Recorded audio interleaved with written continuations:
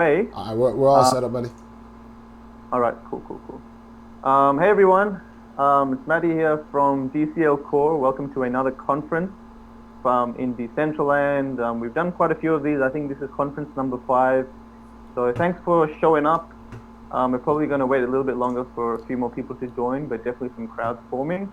So we have got a really cool panel on board today. The discussion of the topic is going to be the conversation around kind of how the NFT space is evolving in terms of tokenization, the tokenomics, the investment model, the ownership model, things like Niftex coming in and providing more liquidity, more kind of a framework to work around, and how these are affecting games like Axie, MetaClan, Neon District, some of the stuff they're working on. I feel like we have very forward-thinking people on the panel, and they kind of like to push the boundaries and introduce and incorporate new technology, which is really cool. It's something that I'm really interested in myself. So we're going to be discussing that sort of a framework, right? Especially with Niftex kind of going wild on Twitter and everyone kind of sharding things, and what that kind of means for the whole, or the space as a whole.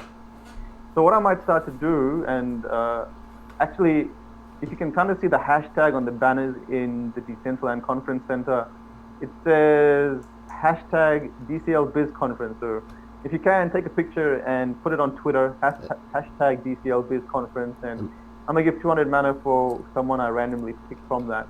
Kind of want social, yeah. I'm just saying, I just loaded back in, so I'd give him just like one more second on all that information because I'm just loading back in myself, and I just announced that you had to reload, so I'd give everybody just a quick second, Yep. Yeah, Toonpunk's not here. So Cool. I can see the screen now. We're good, but like I said, just yeah. I see Sam.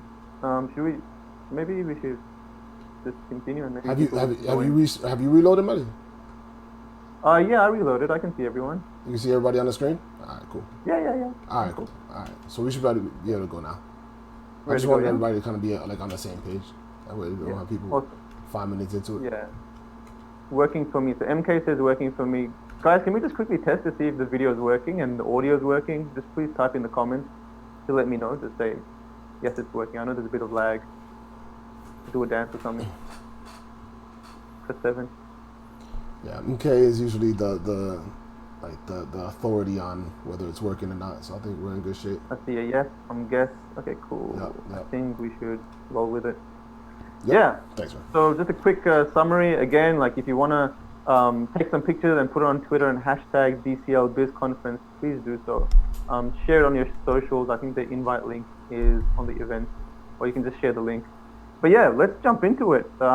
Basically, we're going to move around the panel. It's more of a conversational style thing. So we're going to talk to each other and kind of prompt people to ask, answer some questions. But, it's a conversation. If anyone in Decentraland want to pop in and ask a question, please do so. Just type it in here and I'll try to get the answers for that question. But yeah, let's start with a quick 1 to 2 minute summary on some of these projects. We can start with Neon District. Marguerite, did you want to talk about, what Neon District is, what you guys are doing at the moment, kind of like a status so people here know what's happening? Sure, yeah, thanks. Hey, everybody. So Neon District is a cyberpunk RPG. We've been in development for about 2 years now. We are currently in the process of onboarding the Matty. So previously we were on the Loom network, so you're going to see in the next about the next 15 days that assets will be tradable on the Matty network, which is pretty exciting for the community because we've been kind of hung up on that problem for a little bit as we were looking for a new network. And then after that, we're going to be rolling out an application to allow you to build your characters. So currently, the assets for Neon District are all like individual arms, heads. There's 5 tokens. So soon after that, after the Matty network release, you'll be able to build these characters. And then following that, we'll have a PvP experience on web, which should be the first, experience using Neon District gameplay.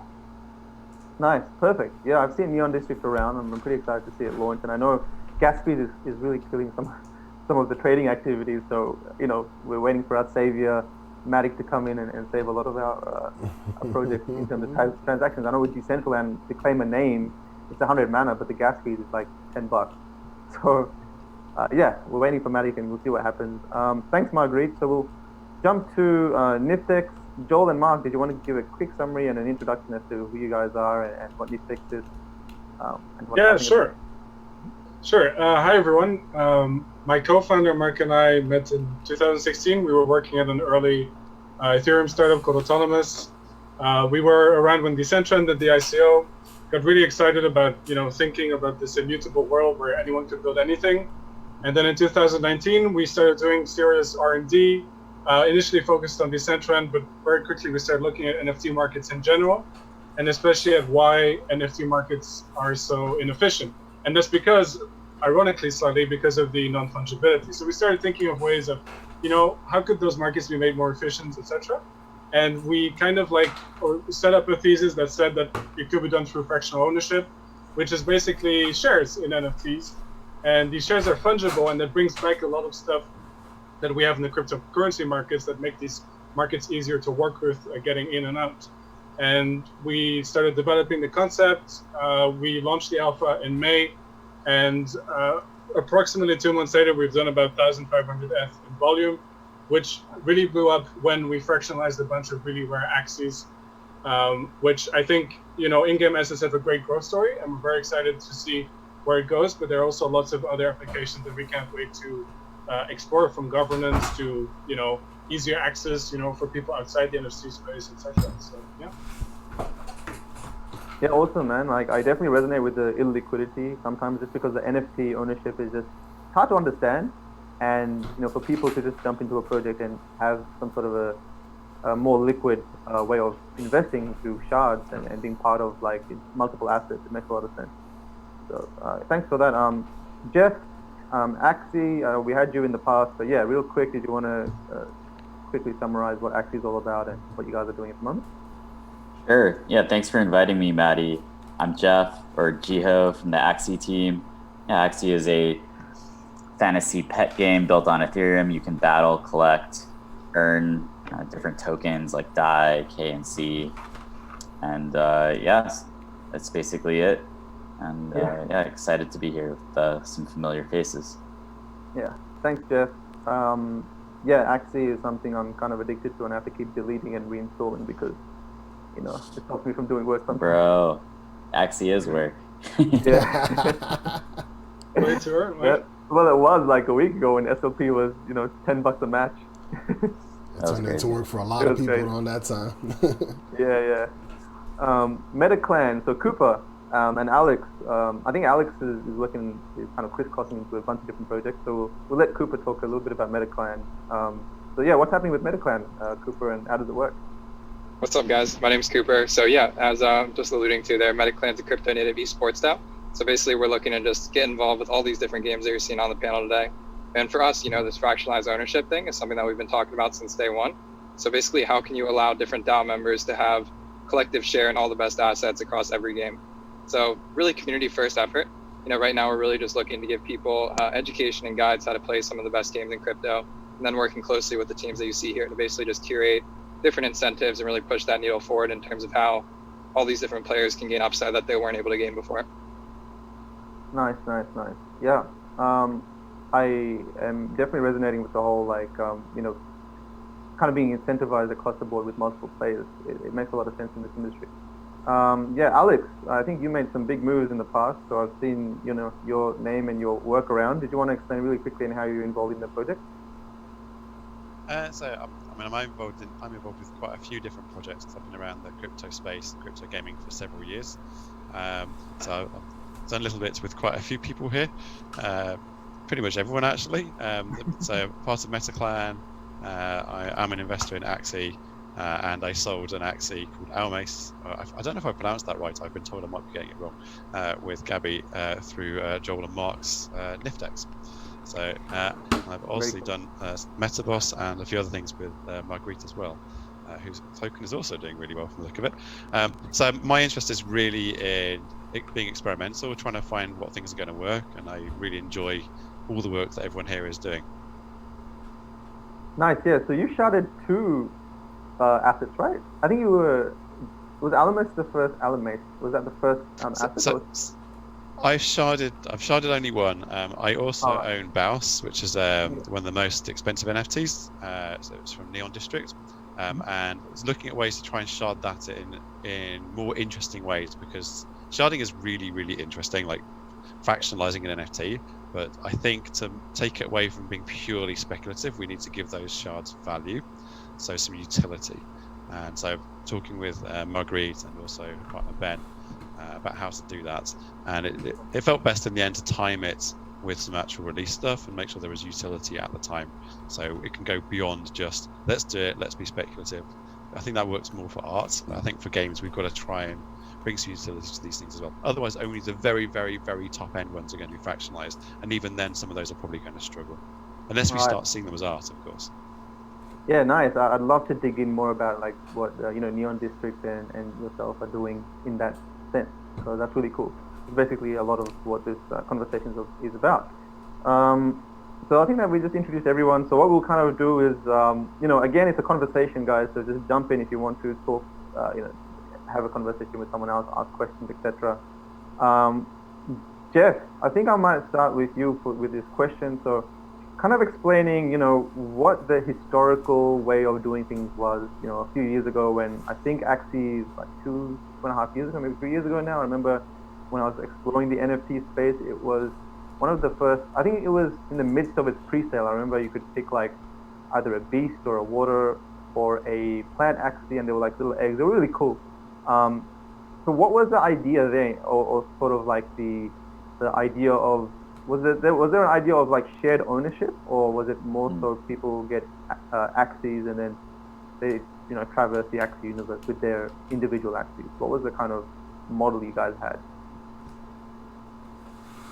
Yeah, definitely. So initially, we saw Axies as kind of pets that could serve as a blank canvas for being built into a variety of different games that we ourselves as the core devs would build, right? We came from the the CryptoKitties community, and got really interested in NFTs, but thought that what we really needed was this combination of strong IP, something that's cute and lovable, but like a Pokemon, but with also strong utility through games. So the idea was that people could adopt Axies and use them, kind of form teams with them. We're now seeing that come to fruition with the release of the alpha.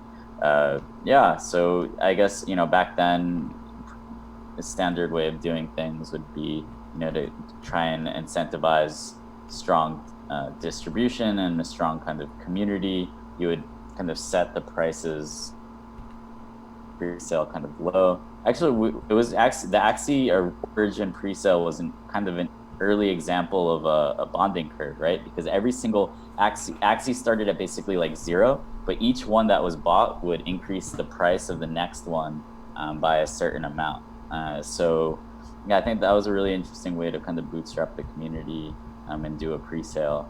I think it was an interesting model. Actually, I'm not sure if anyone else has really done that since.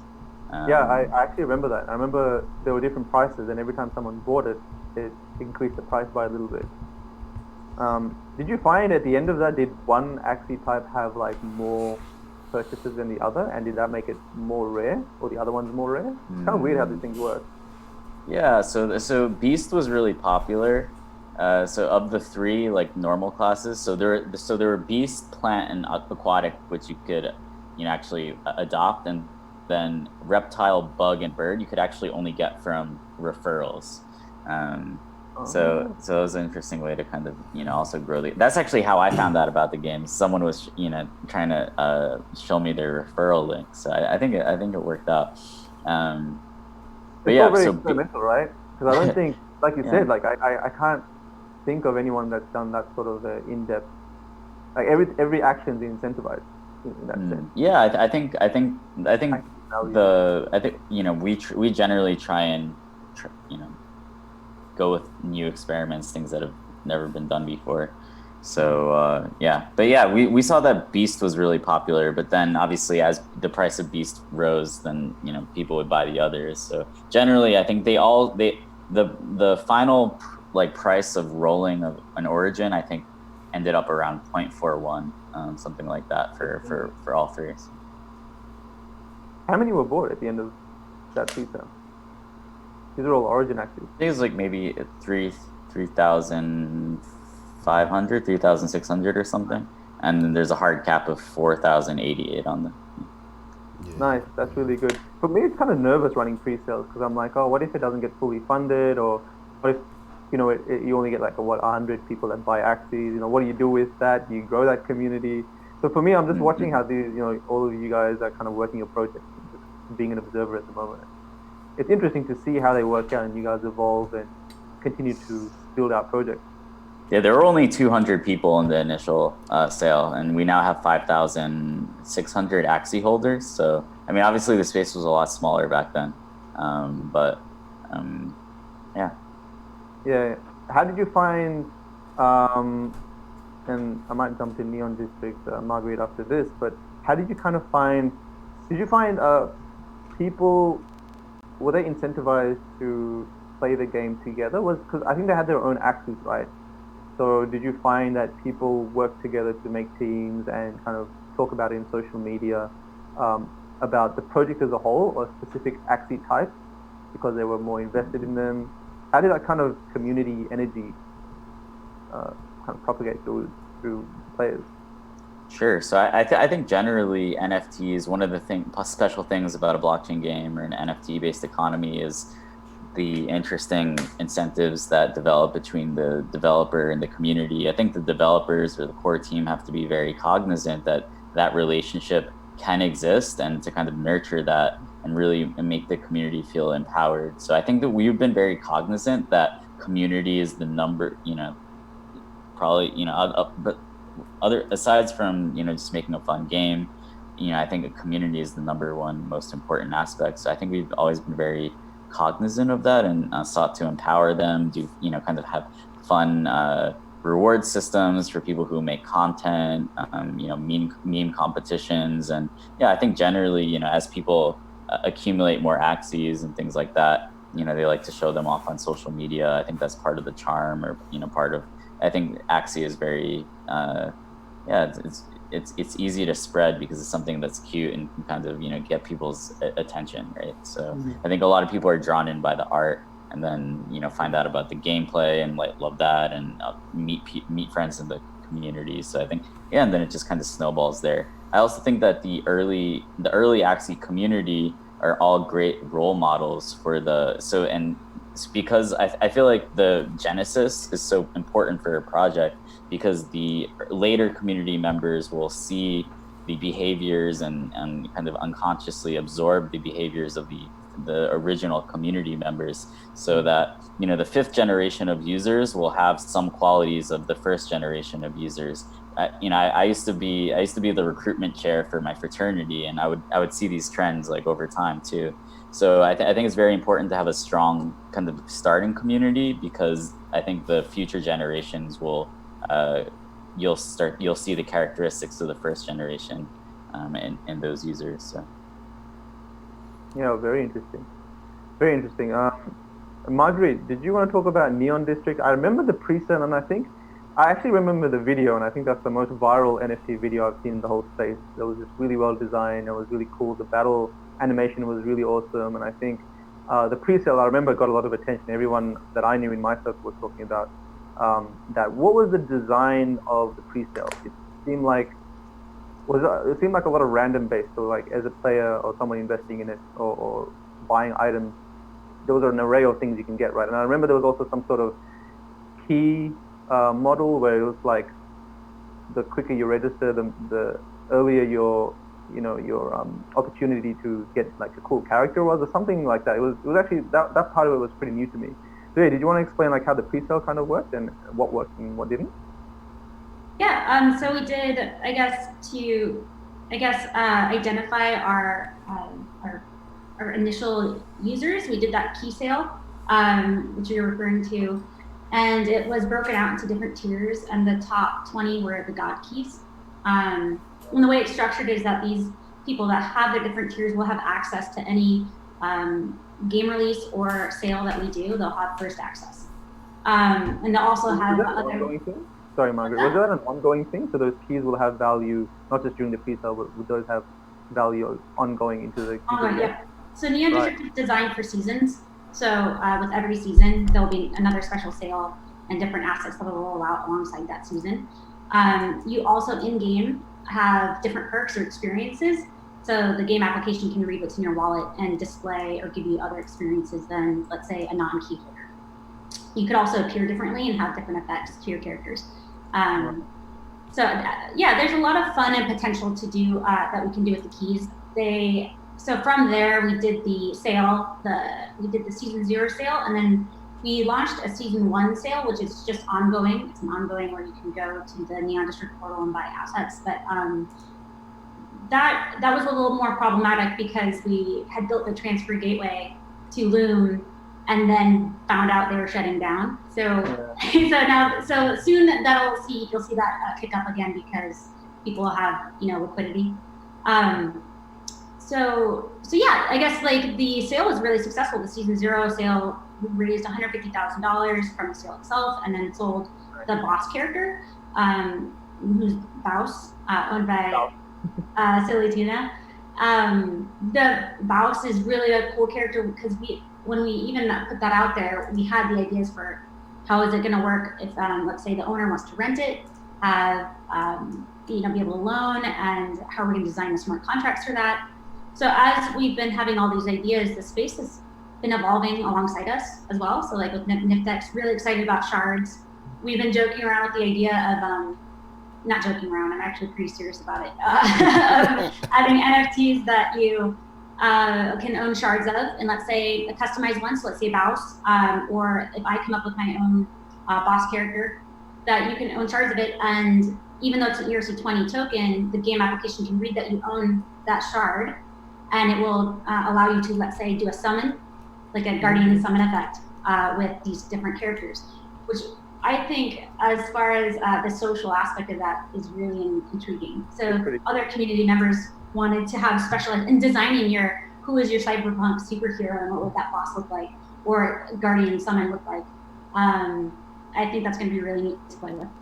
Yeah, I saw that tweet before we got you on here, so I was like, oh, perfect timing. I'm going to ask about that. So yeah, that's interesting because you can do more with shards, and historically with games, this sort of stuff is not possible, right? You can't read or can you? I think you can kind of give people special effects based on like reading what they have in their profiles, but you can't. I guess with the benefit with NFTs and all that is like you have the ownership of it, so you can sell it to someone else, transfer that ownership and that value across the board and stuff. Right. So like for us, we could not even just these shards. We could let's say pick a random ERC20 token and give it a cool effect in the game. But what those tokens cannot do is it can't have a log of mutable metadata. Right. So the NFTs you can keep attributing new features to as the players take them through the game. You can't do that so much with the ERC20. Yeah. With Baus, I hope I say that right. What was the plan with that? Because that's a pretty innovative thing. Like you own the boss character in the main story arc, right? So what was the idea behind there? I think it was interesting for me to see, and I understood it from the investment perspective, or being involved in the game and owning a character. But from your perspective and game development, what was the idea of giving that sort of ownership to a someone to own? What did that look like in your model? So for us, we really liked the idea of bringing in a community member and making them so he's the boss handler, right? He gets to make the really big decisions all about boss. So if he gets an idea of something he wants to try and implement, the dev team works around him to see if we can bring those features to reality. In addition to that, it's got this emotional attachment as well to Alex, or to SillyTuna. So him in the community now, he's really regarded as, being this celebrity. So that celebrity is shared across himself and the Baus. And I guess if you've ever played an RPG and there's been a famous NPC, let's say Sephiroth from Final Fantasy VII, how cool would it have been to have owned Sephiroth, right? And things that he did, and if you could keep a ledger of all of his defeats and different players that have failed along the way. I mean, it's a pretty cool trophy. I mean, and that's attributing the MMO aspect of the blockchain to these characters, because you wouldn't, in a single player game like that, have that kind of history, but you can now because of the blockchain. Yeah, so you're probably pretty happy that Alex picked it up, because it could have been anyone, right? Could have been someone that just like hodled it in his wallet and just disappeared. Or did you vet people before you had them auctioning? Like, how was that thing going to work? What was the question? So did you vet people before? Because I assume Bol's character was an auction, right? So whoever won the auction won the rights to the character. So did you have some sort of a vetting process? So you kind of made sure that the people that it was going to end up with were going to be that communicative type to, be workable with, or was it like just throwing it out there? It was a free for all. No, it was a free for all, and it was we had to actually work with OpenSea to make a rolling deadline, because our community was like, listen, you can't wait till the last second, because then someone's just going to grab it right at the end. So every time there was a bid, there was a 5-minute extension, which is not something they use for other auctions as well. But that actually, it was a heated battle, and actually, there was a problem the first time we auctioned Boss. I can't entirely remember what happened, but it closed too early. So, the person that had won it actually gave it back to us. They didn't have to, right? Yeah, that could have been. Yeah. But they gave it back to us, and we relaunched it the next day. Did another, it might have been 2 days later, but did another auction, and it was very successful. It was really cool that Alex or SillyTuna won it. And but I think everybody that was interested in this asset, I think everybody was excited about the idea of being the boss. Yeah, for sure. I mean, I'm pretty I'm surprised at the quality of people in the NFT space, because with NFT investing, like Decentraland for me was my first kind of NFTs I bought. And I was coming from like a moon boy perspective, right? Buy and sell these lands. I had no idea about like the project, and I wasn't really going to be part of the growth of the project. For me, at the start, the first like 6 months to a year was just buying and selling land. But the way we had to do that, because the marketplace didn't exist in terms of the UI, and there was no like smart contract to switch the assets, I had to send money or mana to someone's wallet and trust that they would send the land back. So it was a very manual process. And I did so many trades. I did like over 100 trades, and I never got scammed a single time. And I was like pretty blown away by the quality of people in this space and how honest and community driven the NFT space is. And I think, I don't know, maybe I think that it being such a small community, you got to have some integrity on your name. It's a little bit different than some other things that are digital like that. Like if you lose your name integrity in this space, then you're like, that's lost, That's true. I can up that. I bought a 25 Bitcoin Kazaskias collectible. It has 25, it's loaded with 25 Bitcoins. Whoa. And that was just posted to me. This is before Bitcoin was worth what it was worth now. Yeah. But it still was worth a fair bit. It was still, I think it was probably still worth like $2,000 or $3,000 at the time, which is a lot of money to me at that time.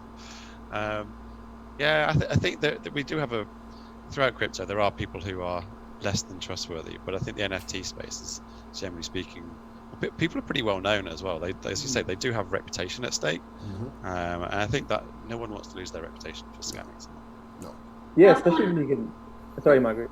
I just wanted to say that, like, for example, the season 0 sale that we had, the Axie, Jeff and Alexander from the Axie team, they were there with us by our side when we launched. So the support across the communities, even our different communities, generally everybody wants to see these projects succeed, because it elevates it's a positive game for everybody. But the game devs too, we really work across the table. I can't think of a game company that we wouldn't like reach out for or try to help out. And yeah. I see that too, and I think we all benefit from the innovation kind of momentum that we see. So if someone tries something cool, we all kind of get excited about it, and on top of that, there'll be like this new direction of innovation that comes out of that. So yeah, we're all probably pretty interested in how, like, helping each other grow, because as long as we kind of continue to experiment with things, the more this space is evolving, I think it's evolving, even though there's just really a handful of projects, I feel like it's evolving really quick. And I don't know if that's because of the specific people involved, and it's just because the crypto space forces you to be innovative and experimental, or if it's just because that's how it is. Because I haven't really been part of like an industry from scratch to see it evolve, but it's pretty cool to see the pace of it all. What you find in crypto, this is hindsight talking, because I thought everything would be faster. Change is very fast, but progress is very slow. Because we don't know which things are going to work, and we've never been able to get out of our crypto space. And then we come up against things like regulation. That's a different discussion, but so the problem with crypto, and like Marguerite knows this, I disappear sometimes because I've basically got like a week's worth of catching up to do because I've been so busy I've missed all the reading. I've just been doing it again. So it changes all the time. If you disappear for 1 or 2 months, you've missed so much happening. Like Cooper's writes lots about decentralized finance, and like there's so much happened that I missed in the last few weeks. Niftex, I just got lucky with the timing when I was talking to Gabby. It was just a timing thing. I hadn't had time to investigate yield farming. So, but at the same time, not much has changed that fast because, Ethereum came out in 2015, 2016. I can't even remember now. And it was pitched in 2014 or something. We still haven't scaled in any way that's useful, and we have gas fees that are insane. We have still almost no usability for any normal person. It's a lot easier to buy Ether now than it used to be, and we have stable coins, and they have progressed finally. But those key things that when I joined crypto in 2012, 2013, that we thought would be solved by 2015, they're still completely unsolved. Bitcoin has gone nowhere at all in the entire time that I've been involved in Bitcoin, basically. The price has. So it's well, no, I mean the coin has, but the value has. But in terms of progress, like change has happened, a lot of change. Yeah. But in terms of meaningful progress, in terms of like things becoming more mainstream, things becoming easy to use, people just using it every day. Any of those kinds of things, that's the progress that's slow, and that takes a very, very long time. And one of the reasons that I think the game companies have been like very positive with each other is that everyone's in the same boat, and we don't know where the port is. We don't know how long it's going to get there, and we're still reliant on the wind that we have no control over. And so the only thing we can do is work together. So yes, change is fast, and we will learn from each other and learn from each other's mistakes. But progress is slow, and one day, one of these games, hopefully, will become a hit, and things like Decentraland and so on as well. Hopefully one of those will get outside of crypto, and that's what we need. And I think we need a lot of things to get there, but in the end, that's going to be the real sign of progress. And I don't know whether that's going to be tomorrow or in 5 years. Sorry, Joel, you look like you were about to jump into something. Yeah, I wanted to tap into what Alex said. So, and I mean, this is just part of it, right? But there is this pattern that I see both with Ethereum and, for example, what happened with Niftex, to a much smaller extent, but still this pattern where it's a proof of concept and then it just blows up. It becomes it goes from like a proof of concept to like a too big to fail kind of thing, and that actually like hampers progress because it becomes too big too quickly, and people are not prepared for it. Plans weren't ready for it. Infrastructure wasn't ready for it, and then you need to take time to rethink the entire system at the scale at which you didn't expect it to be. Right. So with Ethereum, it was extremely experimental. Like all of crypto is super experimental, right? Ethereum also super experimental, and it's now chugging along, with DeFi and whatever else. And there's so much value moving around in that network. That definitely also has an impact on trying to change things, right? You still see the core developers on Twitter and elsewhere just fighting with each other over, whether the block size should be increased and how that affects the archive nodes, the 4 terabytes that we already have to store now, etc. With Niftex as well, and I also wanted to jump in there and say that we benefited a lot in terms of community from both Axie and Neon District, and others being extremely supportive because we had a smart contract issue a few days ago. They're also, right, we did our own audits, we did an external audit, and still that one issue was found, and we had to pause everything and take these snapshots and have to do a token swap still in a week or so. And that, of course, also hampers our progress in our own plans, right? So that's not always so easy to anticipate, right? Yeah, it is beneficial that we're all kind of that the NFT space is pretty microscopic compared to the rest of the crypto space, the overall space in investment and gaming especially. But yeah, it's pretty microscopic, but the benefit of that is, like you said, it kind of helps us work together, more quality people, and have that level of feedback that's not too hard to handle when you launch like something like Niftex or something, right? So you get some feedback, you get crazy activity, but it's not like millions of dollars moving through where you just don't know, you can't keep up with it. It's like you can talk to people that are invested in it, you can work through these issues, and you know. Did you find that being the case? Like it was, was it a good? Yeah. Like it's funny. Like it's mysterious. I don't have like a good explanation for it. But somehow the non-fungibility of these objects is also reflected in the in the emphasis that there is on the people in this space, right? The cryptocurrency space and markets especially are a lot more anonymous, I feel, compared to the NFT space. And this because there's something about non-fungibility that, just places more emphasis on that uniqueness, identity, communication, working together, cooperation. Definitely a lot of room for sociological research. I'm not going to do it right now, but maybe one day. No, there's a truth to that, because it's like, when somebody has that specific thing, like, oh, you bought that or sold that specific thing that I know about on the chain. So it's much different than like I traded, 60 Bitcoin. Like anybody could have done that, because it's fungible. It's interesting, like, because you can just search the wallet on OpenSea, right, and you see everyone's transactions. And I was about to comment on this before, but you don't want to do something shady because it's tracked and people know your wallet and people will probably know your Twitter, and you'll have a bad rep, and a bad rep this early or in any industry, right? It just kind of kills your momentum. Exactly. So it's a very interesting thing because obviously in the past we've never had our wallets and our financial activities tracked. So it's pretty easy to see who's doing something shady and who's like being truthful. Exactly.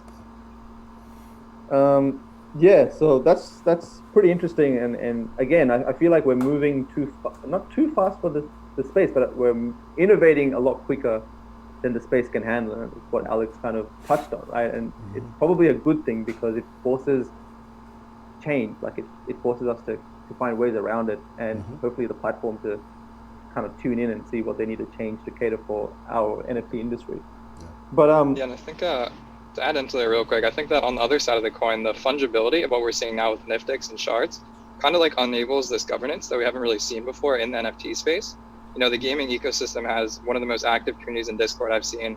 A ton of unique players actually giving their opinions and insights. But it's interesting to consider with NFTs and non-fungible assets, there's not really a way to signal consensus really amongst everyone in a game, specifically with game updates and upgrades to different nerfs and buffs and whatnot. And I think that with what Niftex is doing in shards, there's going to be a new level of governance where people can sort of team up, create their own clans to sort of dictate specific assets, and really like collaborate in the way that these NFTs are upgraded in ways that we haven't seen before.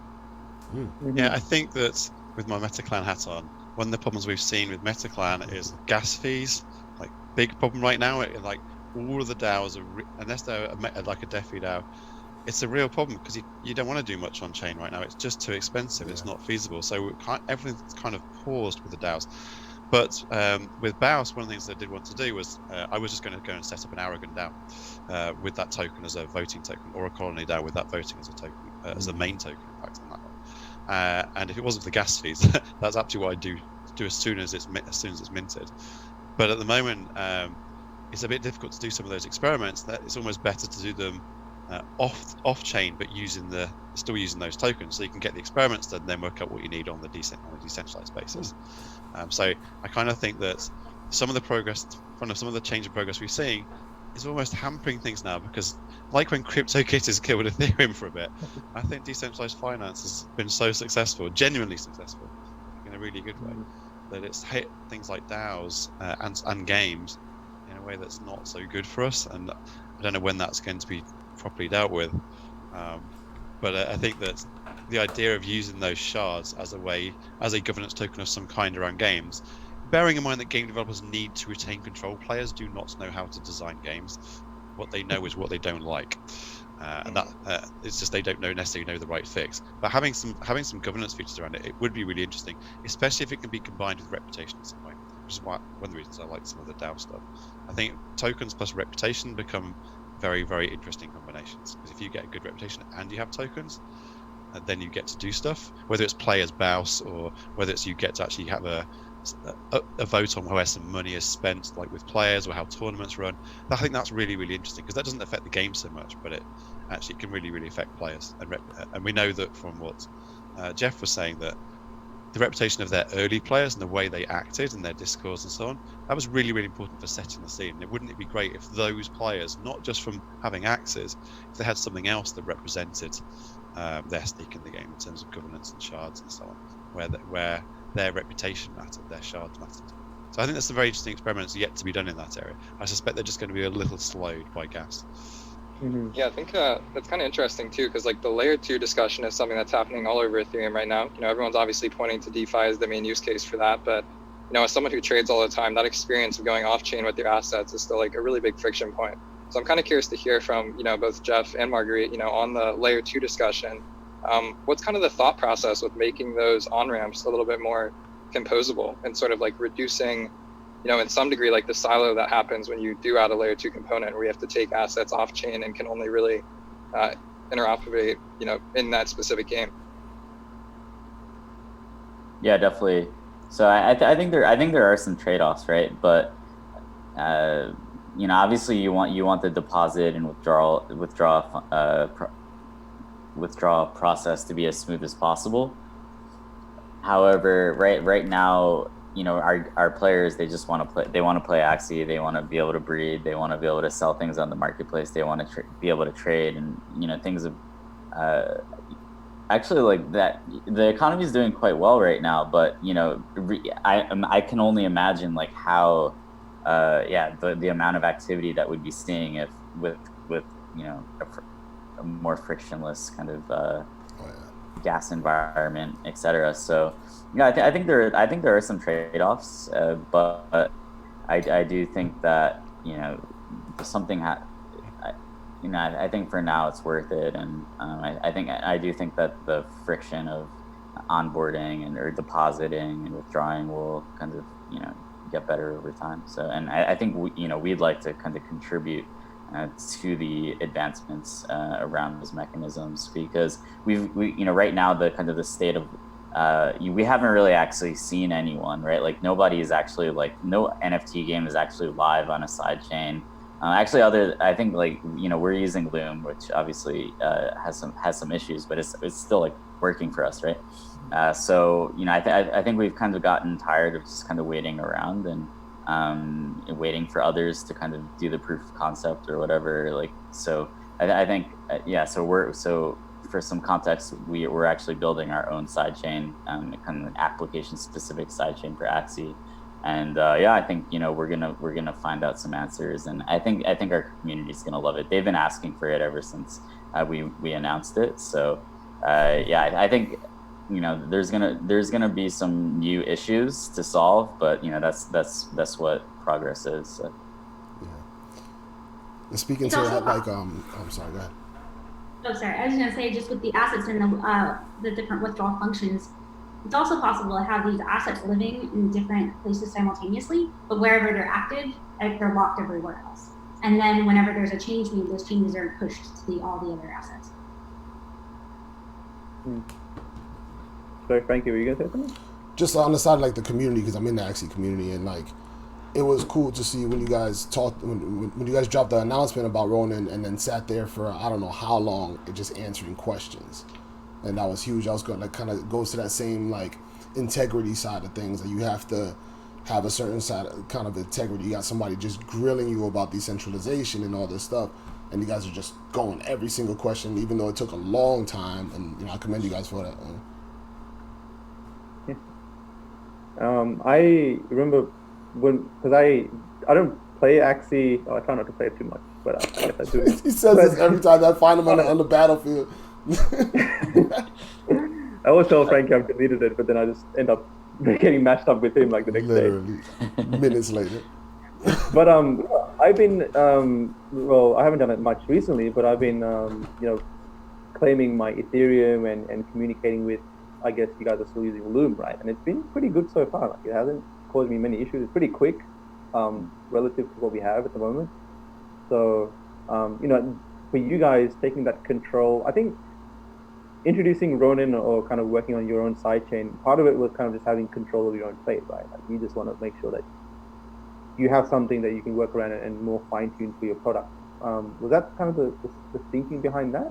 And yeah, I mean, I think that, we want to make something that's very customizable, and we'd rather not have to build on someone else's sidechain where we have to like have a support channel and like, get back and forth, and like we figured that we'd build the sidechain that we've always wanted, right? So yeah, I mean, it's also, our community is paying like tens of thousands of dollars, I believe, in Ethereum fees right now. Like, what if, those fees, what if those gas fees stayed within the ecosystem and, could be spent on the marketplace, could, be used for rewards and things like that. So, yeah, I think there's a lot of benefits. Nobody has really, I think like, I do think that our Loom market has been like kind of like the best example of like, something functioning on a side chain. And it is kind of, it is a little bit like tricky to, I mean, it's one extra step, right? Like, so not only do they need MetaMask, they then not need to like,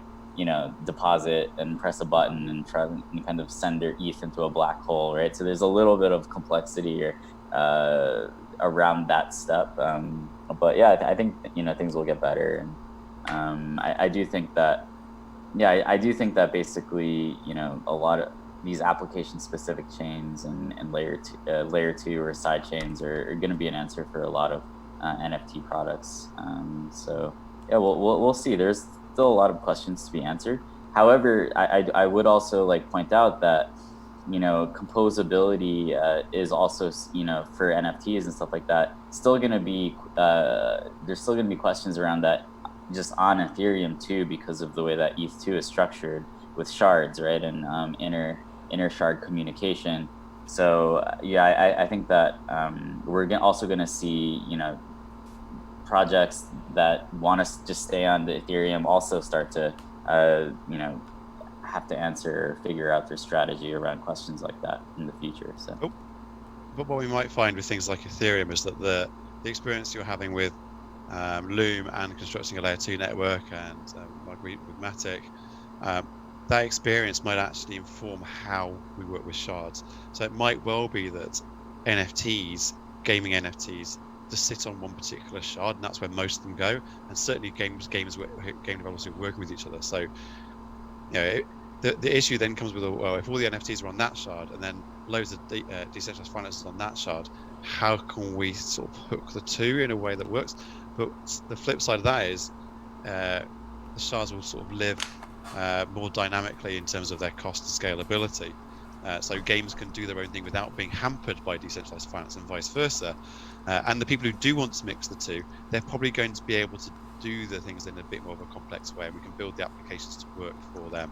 What's most important is that the vast majority of your users are not having to go through this sort of strange step in their mind of, where is my item? You just expect it to be in the game and in the game store, and that's all we want. So I think it's okay when it's a small minority of very active users you have to do the extra step, but the vast majority of users just should never see it.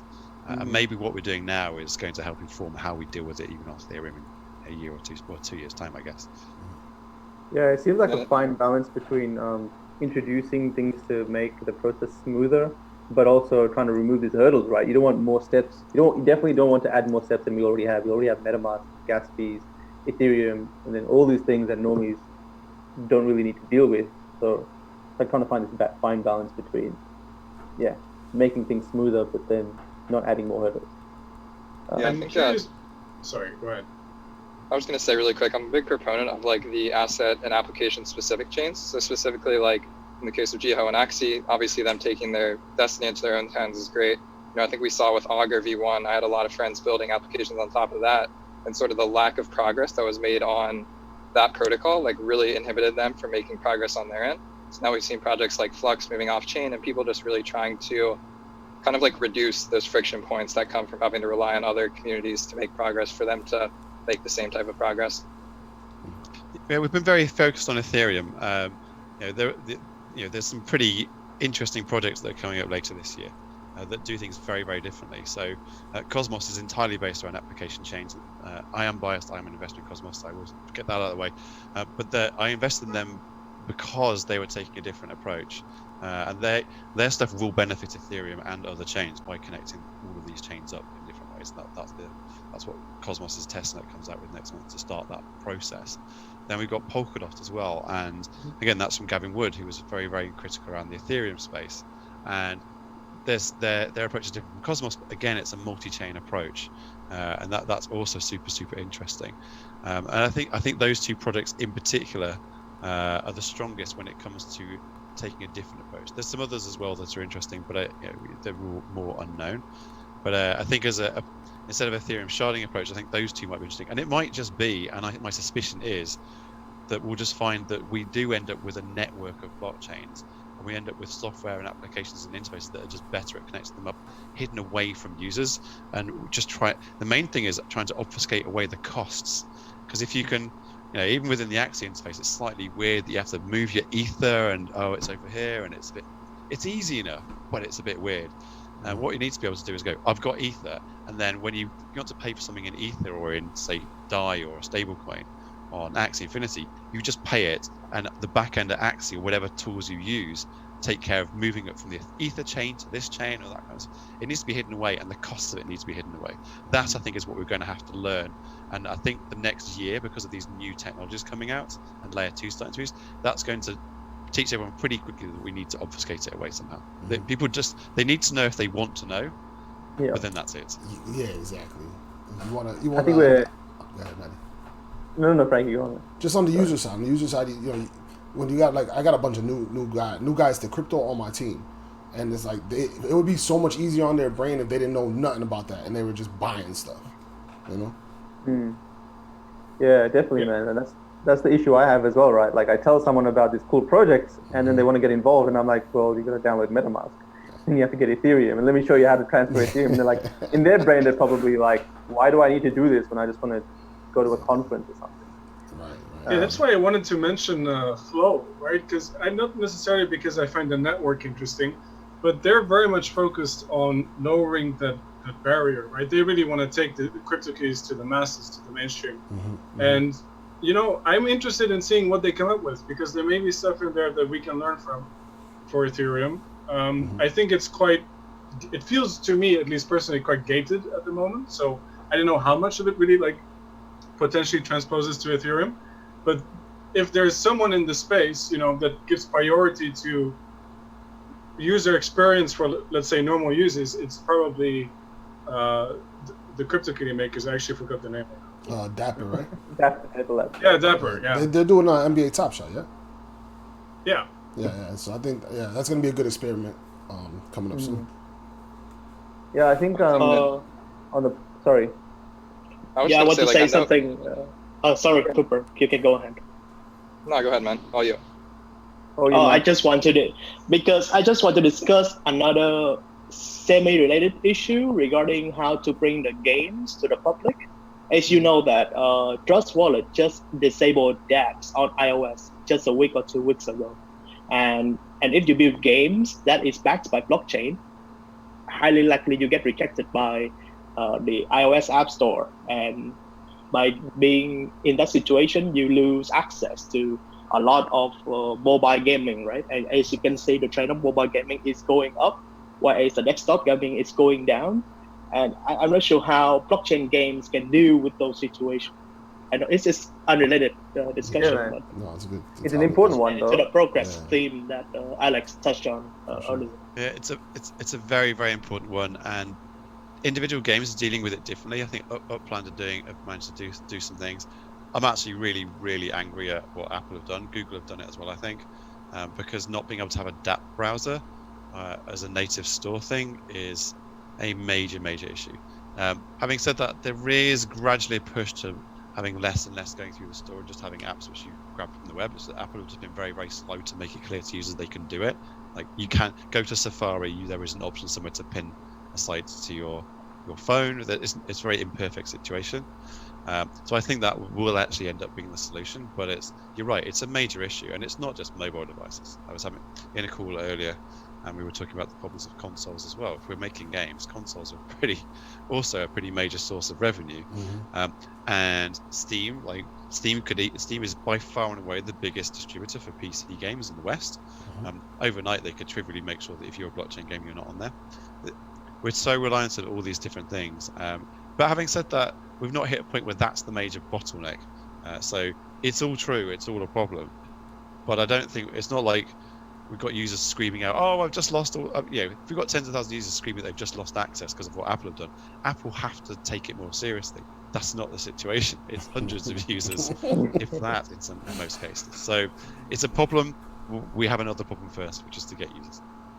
I'm also reminded by, I read this book recently called David and Goliath by Malcolm Gladwell, and in it he talked about the Impressionist painters and how they always tried to get their, in France, right, and they always tried to get their paintings listed at like the Royal Academy or the Salon, which is like where all the mainstream famous painters were, and because their art style is so different, they would, kind of get passed by, but then they ended up, starting their own gallery, and and that actually is, what made them very famous, and people would come to that. So I think that it's not, I don't think that we necessarily have to use the same mainstream distribution channels that traditional games are using. I think that, potentially over time, if we have enough benefits, word of mouth can help spread, and we may have our own distribution channels that we're not even thinking about because of the benefits, unique benefits, and the unique communities that kind of develop around these ecosystems. For a traditional game where it's like, I don't know, just maybe only about fun, right? Like, it's like you might not, your discovery process for that might be a lot different than, something in the NFT space. So I think that's also something that, needs to be considered. I think that, I do think that, as people looking to grow the space, I think we should also be thinking not just like, how do we get on the App Store, and like, how do we make it easier for everyday people to find and use our products. I think we have to be thinking about like growth experiments that might seem counterintuitive or contrarian to unlock like little secrets. I think that's true to a point. The problem you've got is access to the hardware. You still need access to the hardware, and if the hardware makes it very hard for you to get some software, which Apple are getting ridiculous about it on Macs, for example. If they start making it hard to even get some software on the machine, you're basically being pushed to the web. Now that might be the way it has to be, and that might be our way through. So I don't disagree with you, but that the access to the hardware that people have and that they interact with, that's being blocked off. It's not. It's true. Like Apple is really annoying. Like I think we have very few people who play the Axie app through Mac, because like usually it says like, oh, like this seems like a virus, or like this seems like a very sketchy download.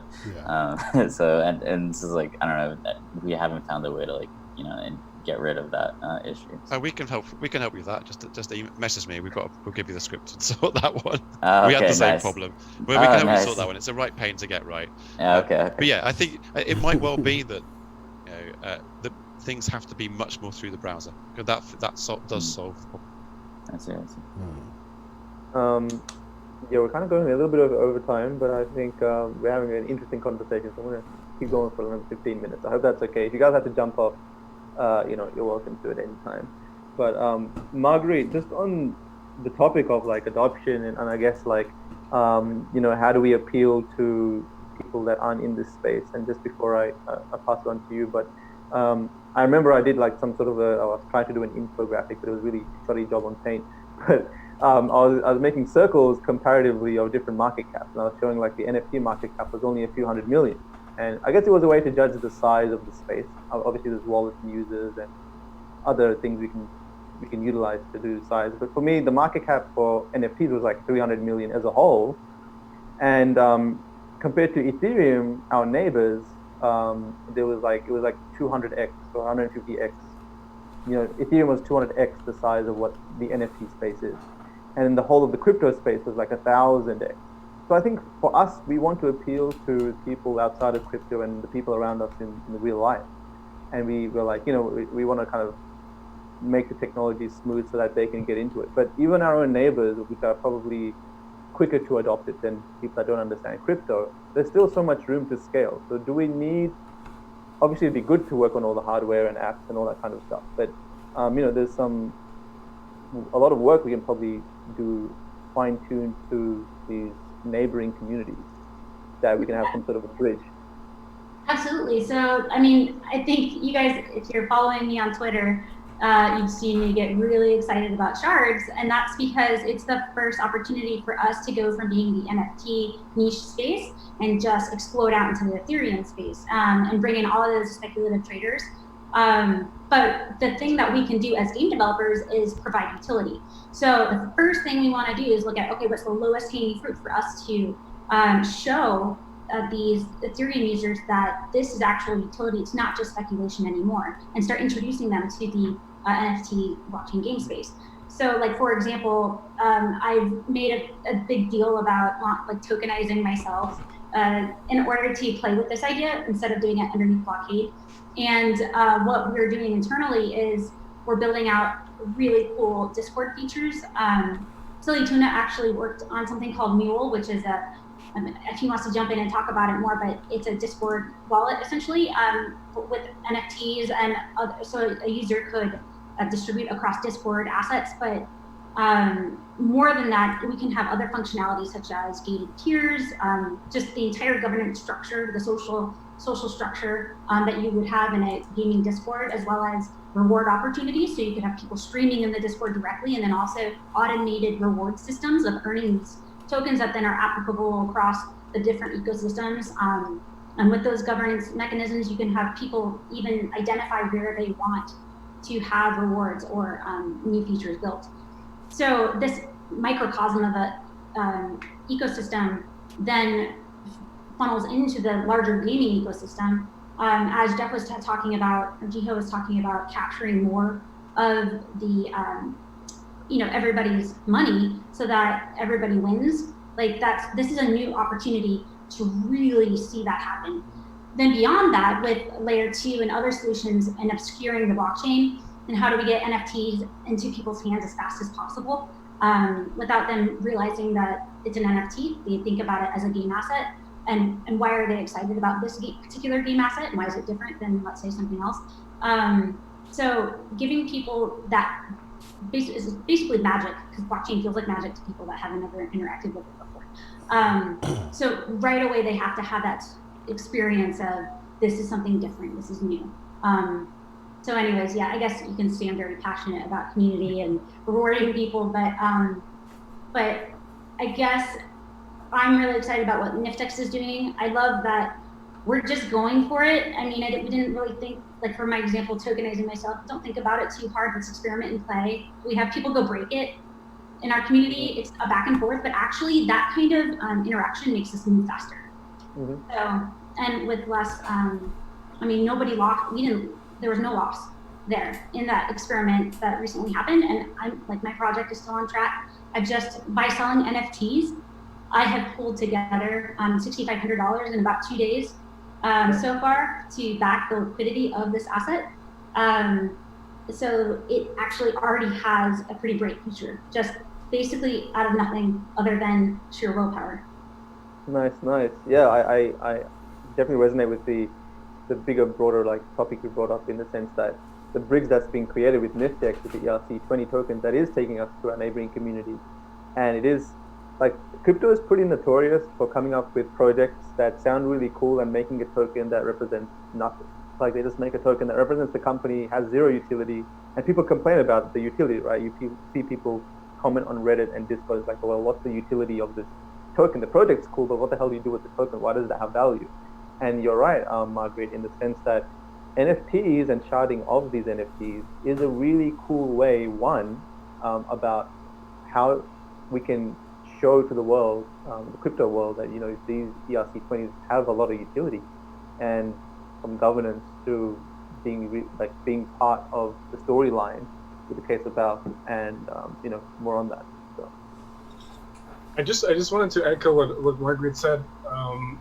In the context of the NFT space, I think one of the most important elements of the shards is that they act as a Trojan horse for the NFT space, right? So you have this familiarity of them acting as cryptocurrencies, but then they're linked to these like rare digital objects on the blockchain, and people start it's the same dynamic as with Bitcoin, right?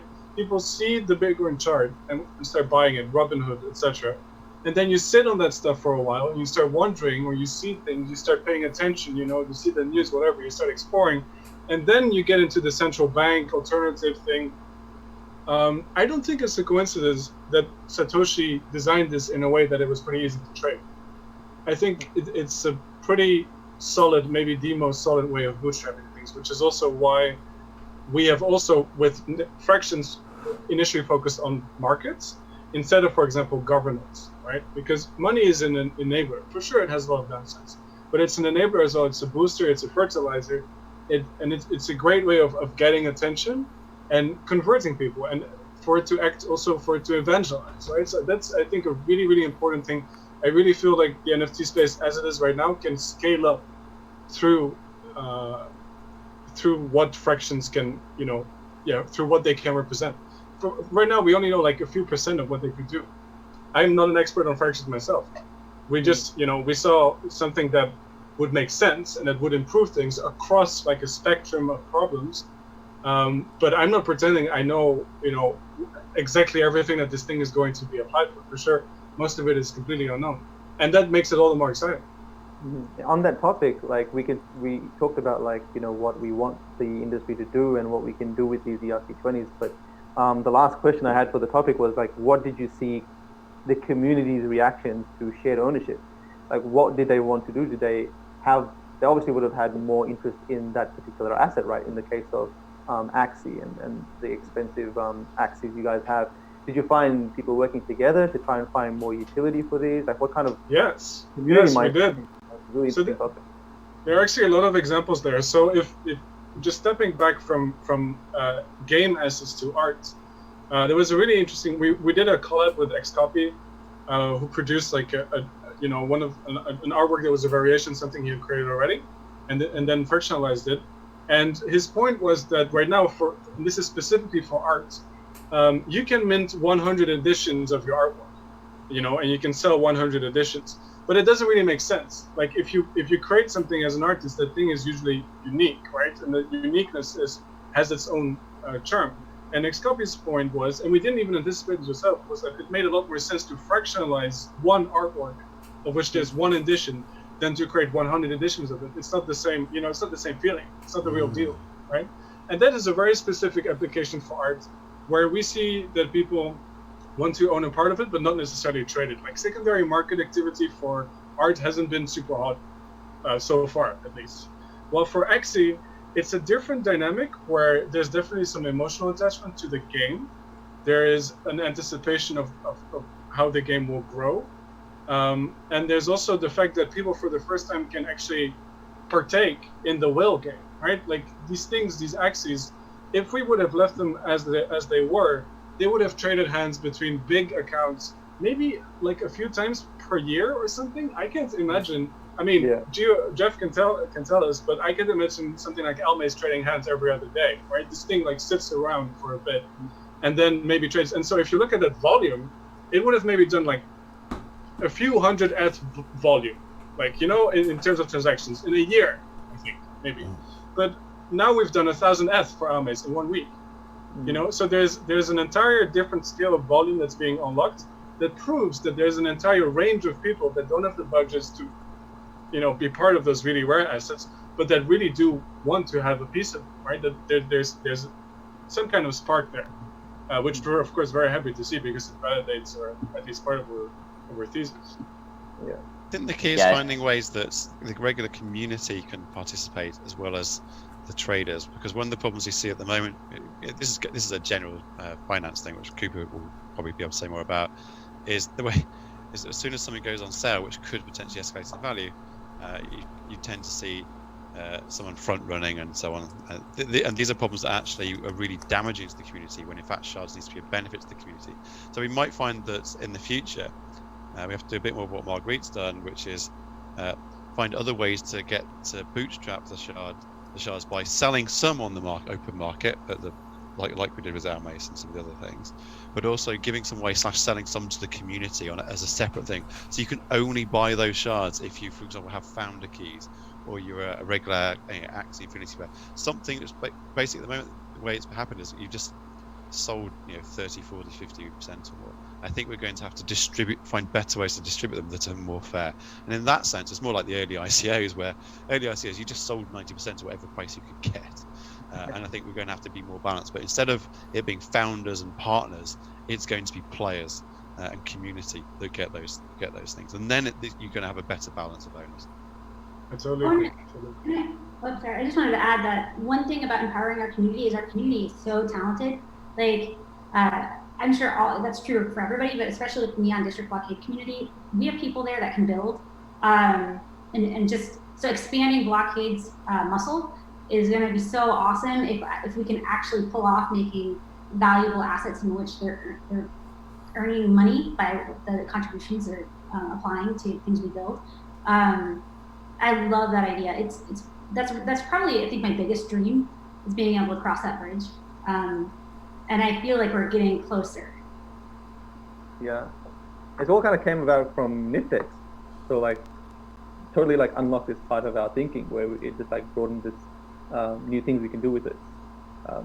Jeff, I think you wanted to say something, but we cut you off 4 times.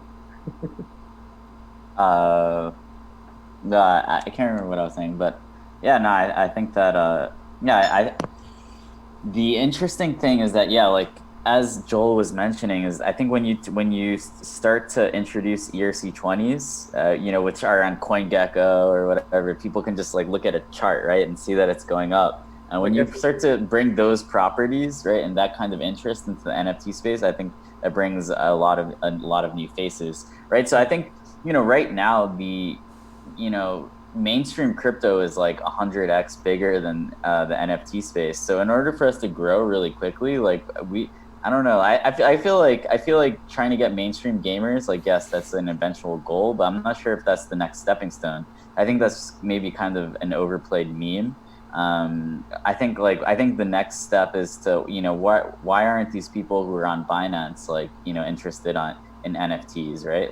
Let's get let's try and turn the traditional crypto speculators who might be interested in games or in collecting things into NFTs first. And I think that's how a lot of us got here. And I think there's still a lot of, high quality people like us, that are still, trapped in the kind of the normal, boring crypto space. And yeah, I think the DeFi stuff is an interesting, I think people will come into DeFi and Ethereum and then, find out about NFTs too. So yeah, it's a funny point you say.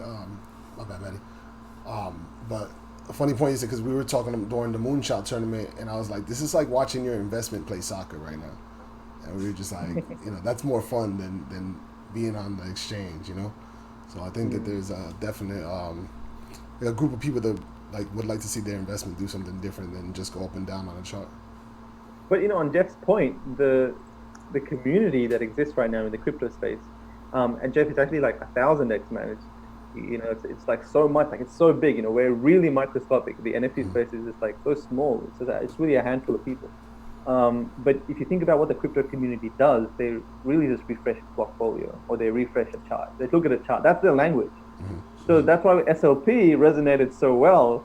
And, it started off with people just moon buying and speculating and running into this and thinking, they didn't even look at the utility of the token. They just thought it represented Axie. Axie had partnerships with Samsung. The conversations in that group were hilarious. I read a few of those. Hilarious. Yeah.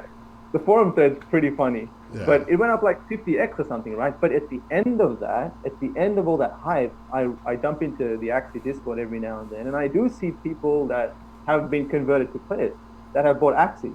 And it started off with SLPs, but a lot of that translated to market activity, buying Axies and land, and really looking into more this has to offer.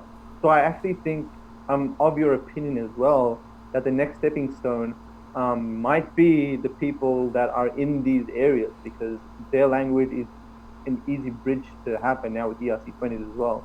But like they kind of understand the opportunity part of the space, maybe not the gaming, but some of that can be converted to both.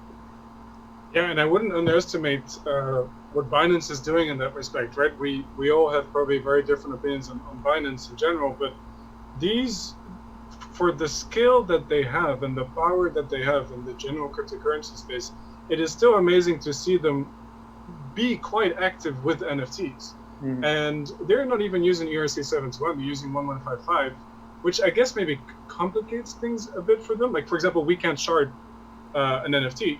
I mean, we could, but it could not be traded on Uniswap because Uniswap doesn't work with ERC1155. So, but still though, like the fact that they're issuing like a birthday NFT and a Christmas NFT, they know something is up. They know something is up. It's experimenting with it. Yeah. It's good to see them paying attention because it validates the space and it shows that people are paying attention, experimenting with it. It starts off with like little hints of things here and there, but it translates into some sort of product at the end of the day. Mm-hmm. Guys, I would love to keep having this conversation. In fact, I feel like we need to get the same panel on like again and again. It's been really valuable to me, and hopefully it's been valuable to each of you guys and everyone listening in Decentraland. But yeah, we've been talking for an hour and 20, and I think it's probably best to close it off. So, thank you to everyone on the panel that said yes and dedicated their time in the night, in the morning, midday to come on board and talk NFTs. It's our favorite topic, I'm sure, which makes it easier, but still it's a commitment. So thanks for coming. And in Decentraland, thanks for everyone showing up. So again, please tweet, check out the projects that were mentioned here. We are probably going to keep having the same panel on. I feel like we've progressed a lot in the thinking and value sharing. So we're going to close it up here, guys, in Decentraland. This is one of many events in Decentraland. Thanks for tuning in. We're going to keep having conferences. I think I've got Engine coming up. I've got Chainlink coming up. Hopefully more from the guys that we have here on the panel. Yeah, it seems like a really great way to communicate and have events in Decentraland. So we're obviously still experimenting with use cases in Decentraland, trying to find bridges. The conferences obviously work really well. We want to have more collaborations with the gaming space and to see if we can connect the dots there as well. Yeah. So yeah, thanks for checking us out. I'll see you guys at another conference. Yep. Thanks a lot, guys. Much appreciated. Yeah, thanks for putting this on, Matty. Thank you for hosting us. My pleasure, my pleasure. Very honored to have you all here. Yeah, appreciate it. Yeah. Thank you, guys.